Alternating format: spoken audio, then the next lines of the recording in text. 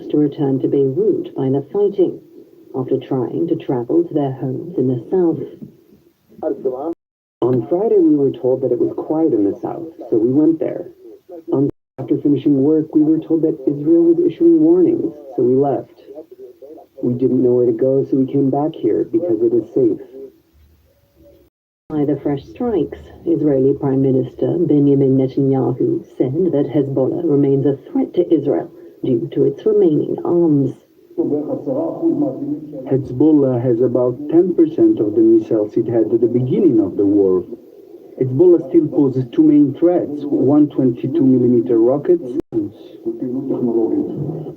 For its part, Hezbollah claimed 3 attacks on IDF forces in Lebanon on Monday, and Hezbollah chief Naim Qassem rejected direct talks with Israel, criticizing the Lebanese authorities' decision to take part. The authorities rushed into a gratuitous and humiliating concession, one that was entirely unnecessary and justified only by their unconditional submission. Not even for the smallest concession. We categorically reject direct negotiations. Lebanon's President Joseph Aoun was quick to respond. Those who dragged us into the war in Lebanon are now criticizing us for having decided to negotiate. What we are doing is not betrayal. Betrayal is committed by those who take their country to war in pursuit of foreign interests. Under the terms of the ceasefire, Israel maintains the right to take all necessary measures in self-defense at any time against planned, imminent, or ongoing attacks.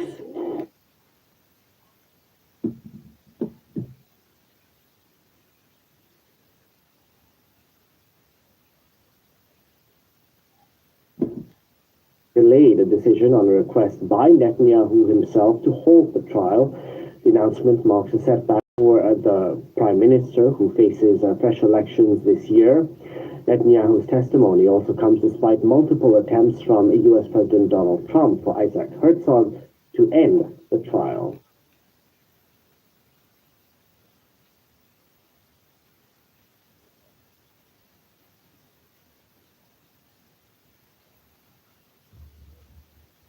Before then heading to the British ambassador's residence for a garden party. Later on this Tuesday, King Charles will be addressing a joint session of Congress, that of course after he meets one-on-one with the U.S. President. His speech to Congress comes at a delicate time for the bilateral relationship, with Donald Trump frustrated over London's refusal to help with the U.S.'s war in Iran. For more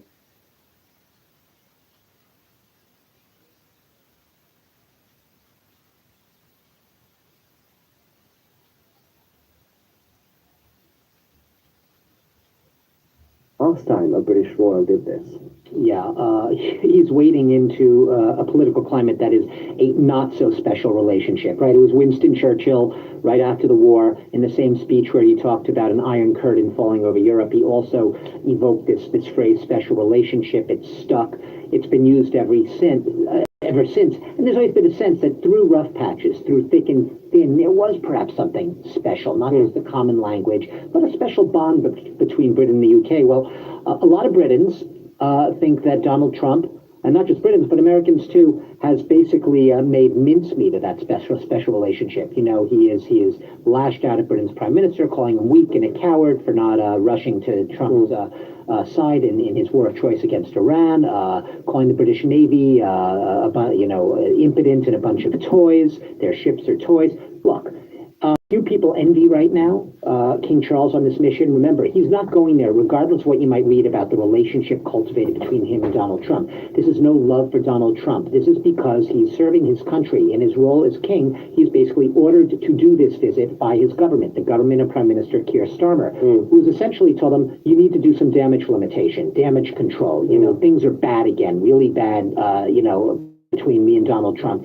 Try to get things back on track. And he knows, everyone knows, Donald Trump has high reverence for royals. He loved Queen Elizabeth II, very fond of them, glitzy, all of this. So can he do it? Can he step in and sort of make something work? I'll tell you, Britons themselves are skeptical. About a month ago, YouGov did a survey, and they asked Britons, basically what they think, and 49% were opposed to the idea of the king going. They said, even if the king is savvy and keeps that tight upper lip and is able to diplomatically manage this and avoid any political controversy, he puts himself at risk of some sort of humiliation. He puts himself basically up against an erratic and unpredictable and impulsive, let's say, an American president who could at any moment go rogue, so to speak, and break that diplomatic courtesy. So what's more interesting, though, is perhaps the last few days, the same YouGov did another survey asking Britons, right? So 49% wanted to cancel this trip, didn't want the king to come. 53%, they were asked, will this make U.S. policy, will this worsen U.S. policy, this visit towards the U.K.?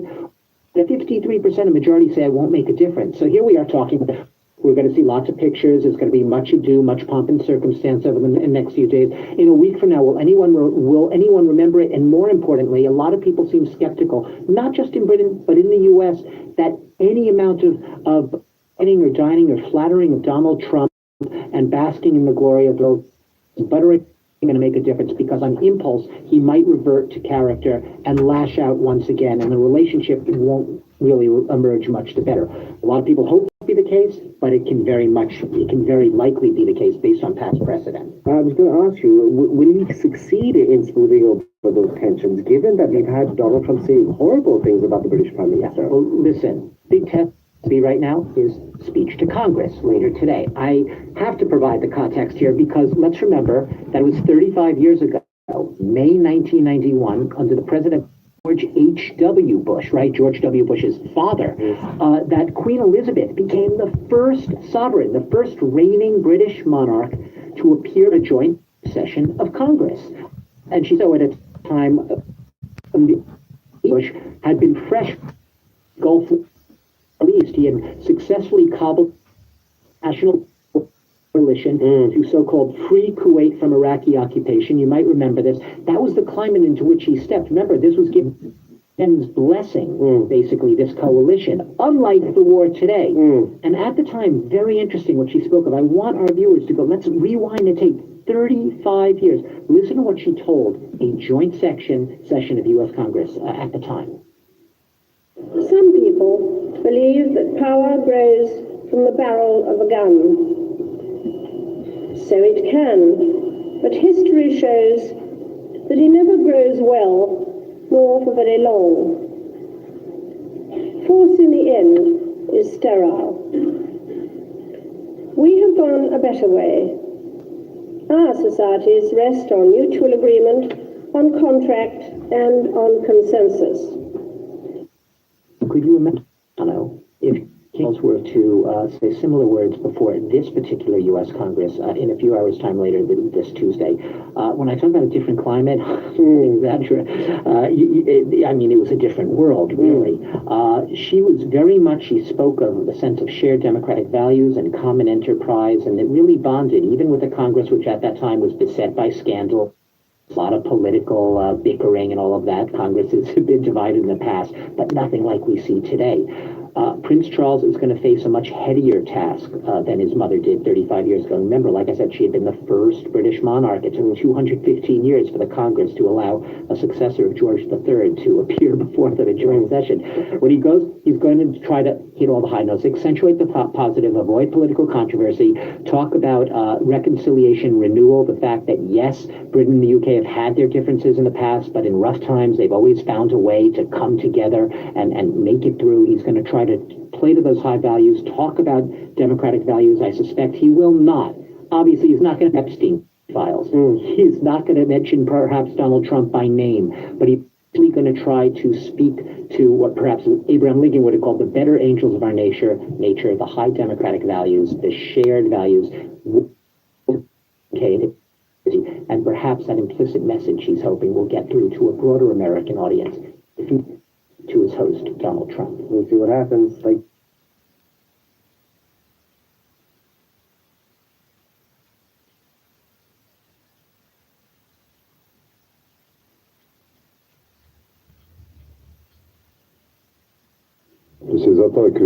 We condemn these cowardly and barbaric attacks that happened on the 25th of April. Thankfully, by the grace of God, the majority of those injured in the attack have been able to return home, and the seriously injured patients were treated with great professionalism and the necessary speed. This is also an opportunity for us to urge the public to remain calm. I believe that the terrorists' goal is to undermine national unity and instill fear in us, but it will never work.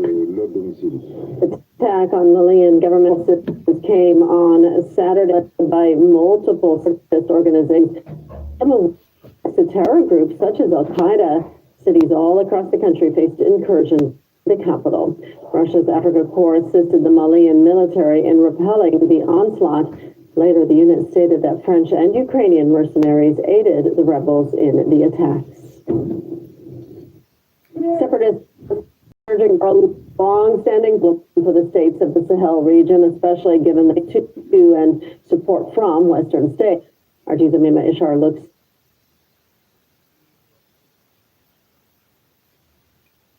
once again to hold itself together. The latest attacks in Mali showcased that what's just happened was not a routine clash, but an attempted coup involving thousands of fighters with Ukrainian, European mercenaries, and Western-supplied weapons at play.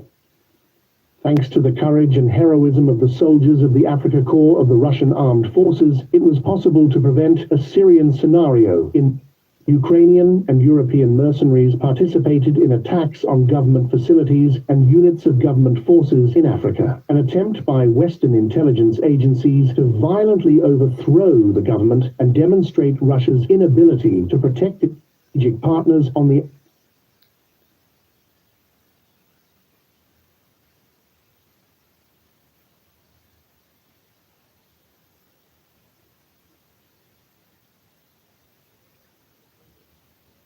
have been voicing similar concerns for years, pointing directly at former colonial powers.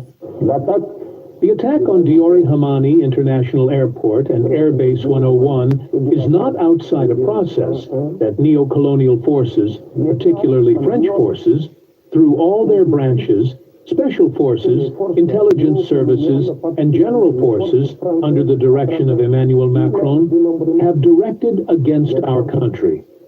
The airport attack is part of an agenda of pathological destabilization.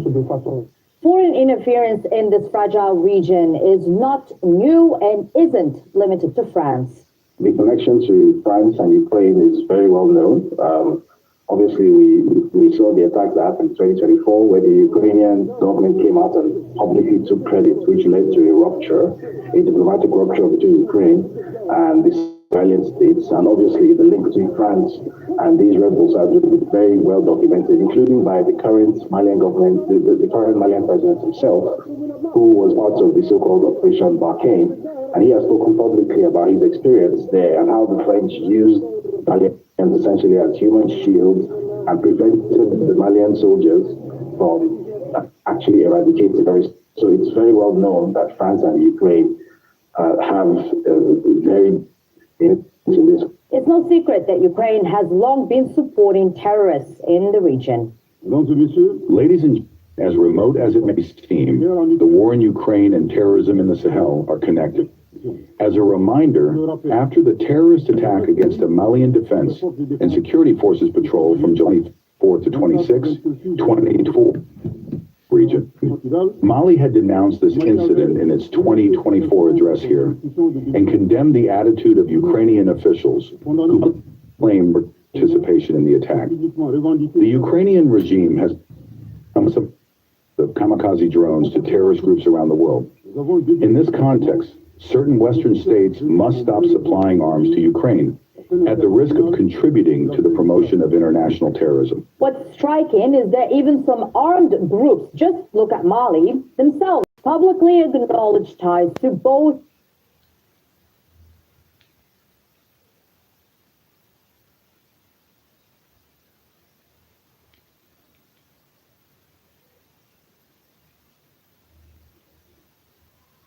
But there is in the Nordic noir, in general, there's not a big belief in evil, more a belief in social problems that create crime.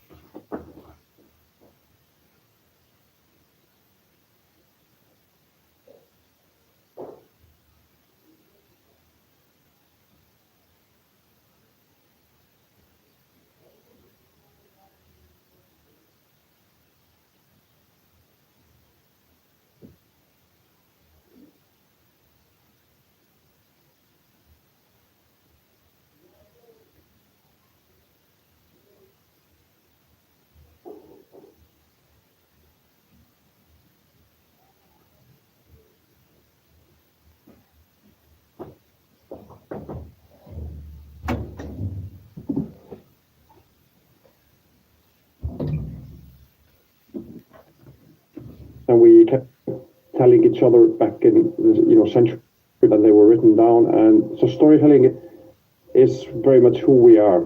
So I think everyone in Iceland write a book, and most of us have.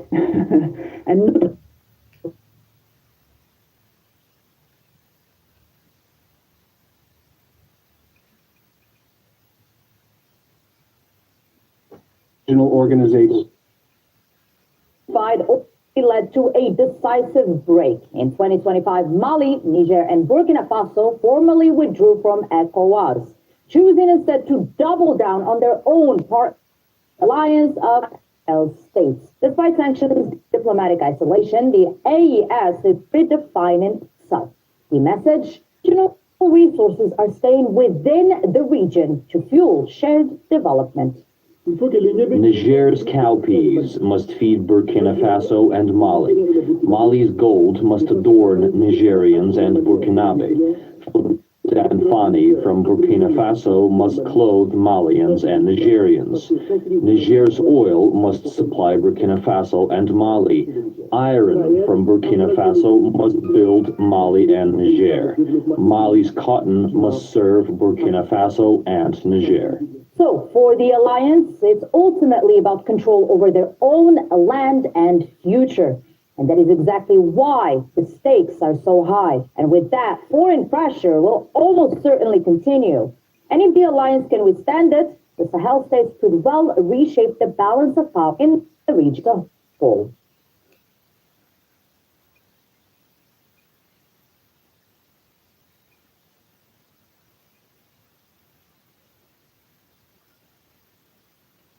Over to Arctic Horse.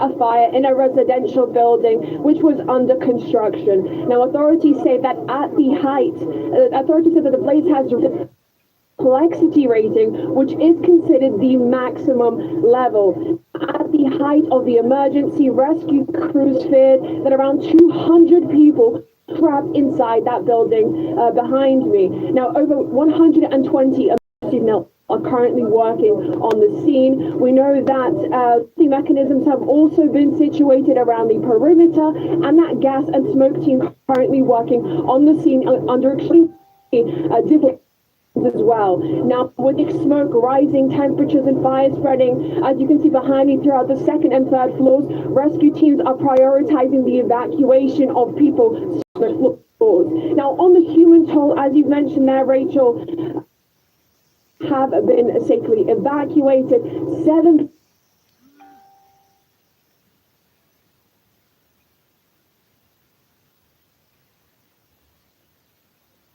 Oui, je pense que c'est la dernière génération. On se retrouve il y a des statistiques qui sont cette génération. C'est la première fois qu'il y a une génération un peu moins futée que celle d'avant. Donc, moins futée que celle d'avant.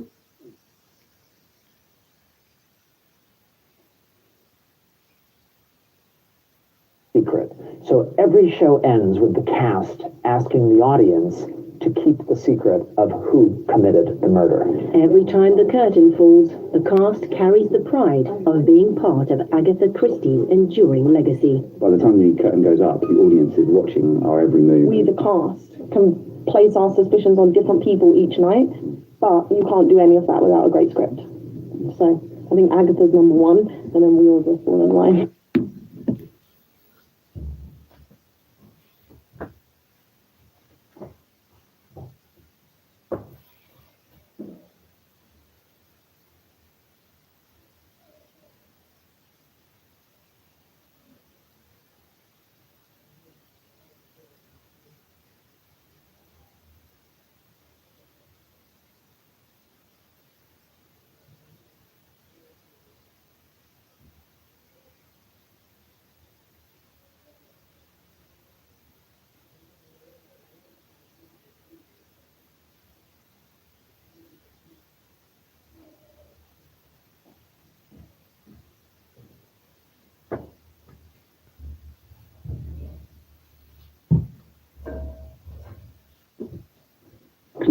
And it is reaching new audiences. It's was out in France earlier this year on Polar Plus and Polar TV Plus. What does it feel like for that to see that character on screen? It was incredible. So Lena Olin portrays Hulda, and for me, she is the perfect actor to do this role because I'd never envisaged Hulda when I was writing the books. So, but when Lena came on board, I thought this is Hulda, and she did a fantastic job. And she actually, watching her do this role when I was on set every day, is what inspired me to write the new book Hulda, because there was.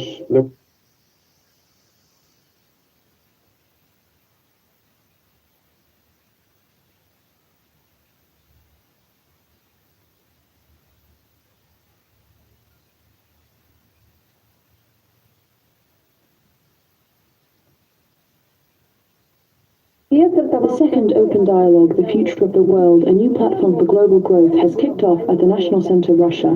This year, more than 1,600 essays were submitted from 100 countries. Among the authors were 75 academic degree holders. Russian Presidential Office Deputy Chief of Staff Maxim Oreshkin welcomed the participants and declared the in-person portion open. We are meeting at a time when the familiar map of the world, economic, political, and technological, is noticeably changing. Growth centers are shifting. Connections between countries and markets are being restructured, and competition among development models is intensifying. Technology is accelerating these changes, and with them comes a growing difference that don't simply address problems, but help move us forward. This is why open dialogue is especially important today. Not as an exchange of general declarations, but as a conversation.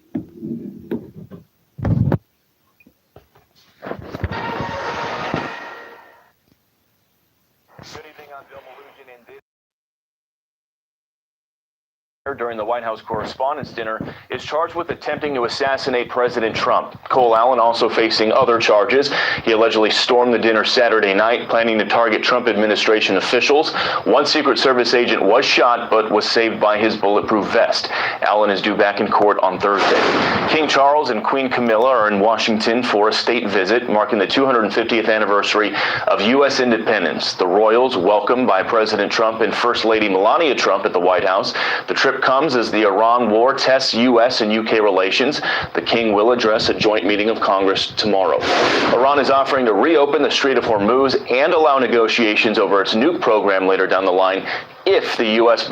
lifts its blockade on Iranian ports and ends the war. President Trump is reportedly unlikely to accept that offer.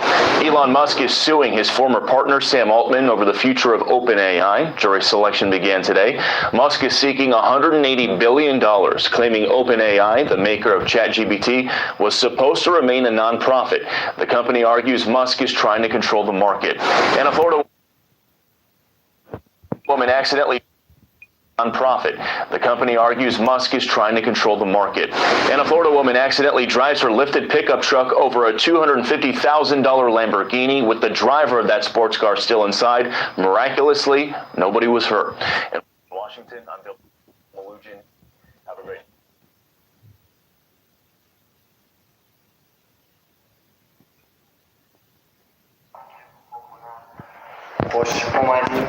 В прошлой неделе получил послание от верховного лидера Ирана.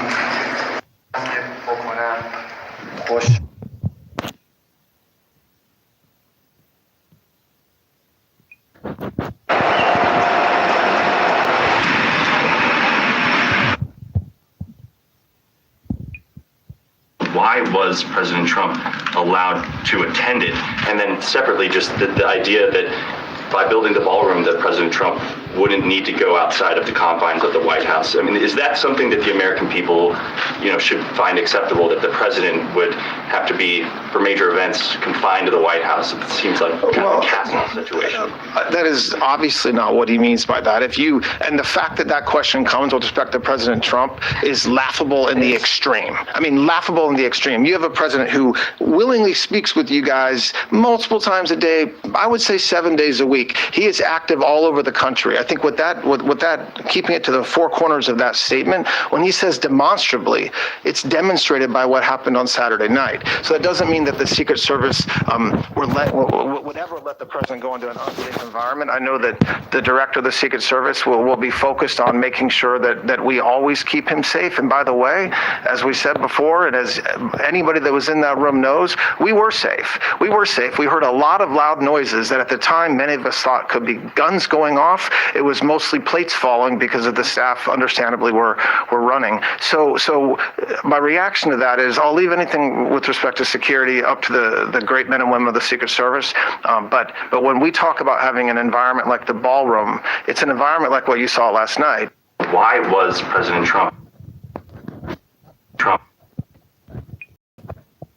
You may recall that it was on March 2nd that the president indicated that he would be attending this public event at the Hilton. And on April 6th, that's when Cole Allen first made a hotel reservation at the Washington Hilton for 3 nights, the 24th, the 25th, and the 26th. It was on April 21st that he traveled all the way from the West Coast, from his home near LA. He gets to Chicago on April 23rd, and has been indicated he arrives in DC on the 24th, and he checks into the hotel at about 3 p.m. He stays overnight. He is very much aware that the president and the first lady entered the ballroom at 8 p.m. And it was at 8:40 that he made a decision to rush the ballroom. And thank goodness, law enforcement, the Secret Service, was able to prevent him from getting into that ballroom. He was not injured other than some kind of scrape on his knee. You may recall that it was on March 2nd that the president indicated that he would be attending this public event at the Hilton. And on April 6th, that's when Cole Allen. On the assassination attempts against President Trump, you had someone try to burn down the mansion where the governor lives in Pennsylvania. You had those state lawmakers attacked in Minnesota. You had 2 Israeli embassy staff members murdered in the city here. You had the Charlie Kirk assassination. You had the National Guardsman killed in the city.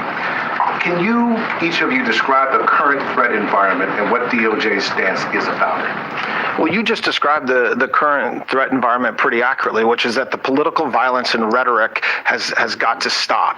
And that's something President Trump said right after the incident on Saturday night. It's something that Carolyn Levitt talked about a couple hours ago. It is something that is, when you have a president who and many people in this room, if we're going to be honest about it, has done it as well. They're just as guilty as a lot of people on X. When you have reporters, when you have media just being overly critical and calling the president horrible names for no reason and without evidence, without proof, it shouldn't surprise us that this type of rhetoric takes place. If you look at what it appears that this defendant had in his past, we're talking about somebody who is college educated, who has a job, who is otherwise living his life, and we'll find out more about him, as I expect, in the coming days and weeks. But he chose to do what he did, and so our threat environment is we are ready. I mean, I'm not going to go through what Director Patel just talked about with the way we responded, but this was something that we will always be prepared for, and it's sad that it has to happen, but it's not a new thing, unfortunately. On the Also on scene, you were told about the brave heroics of the United States Secret Service and other members of law enforcement, and that should be celebrated by every single American. They did exactly what they were trained to do. They stopped a massive attack from becoming even worse. They stood in the way, they safeguarded America, and they should be nothing but applauded for their bravery and their dedication to their mission and their selfless sacrifice to this country. Also on scene, you were told about the brave heroics of the United States Secret Service and other members of law enforcement, and that should be celebrated by every single American. They did exactly what they were trained to do. They stopped a massive attack from becoming even worse. They stood in the way, they safeguarded America, and they should be nothing but applauded for their bravery and their... Let this be a message to anyone who thinks that Washington, D.C. is the place to act out political violence. And if you are willing to do so with a firearm and cross state lines, we will find you, we will track your steps from the inception of your plan, and we will prosecute you to the fullest extent of the law. Washington, D.C. is not the place to travel to commit acts of violence. The Constitution and the laws of the United States permit us to register our views through our voices and our votes. What they don't permit is making your views known through violence, especially violence directed at the President of the United States. This is anti-democratic at its core. Let this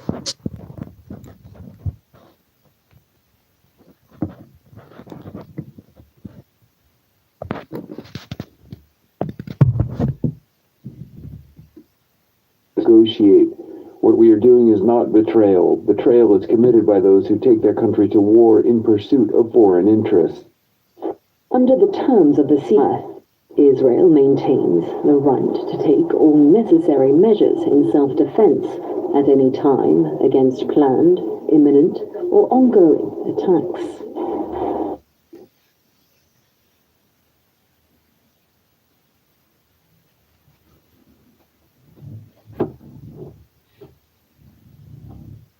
Delayed a decision on a request by Netanyahu himself to hold trial. The announcement marks a setback for the Prime Minister, who faces fresh elections this year. Netanyahu's testimony also comes despite multiple from U.S. President Donald Trump for Isaac Herzog to end the trial.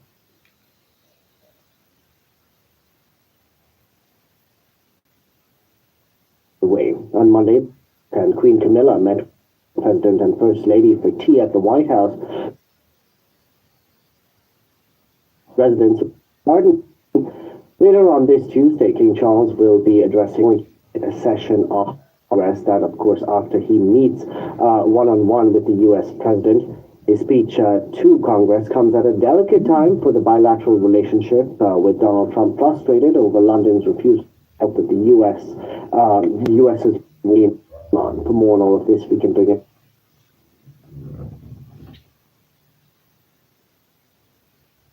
The King as the joint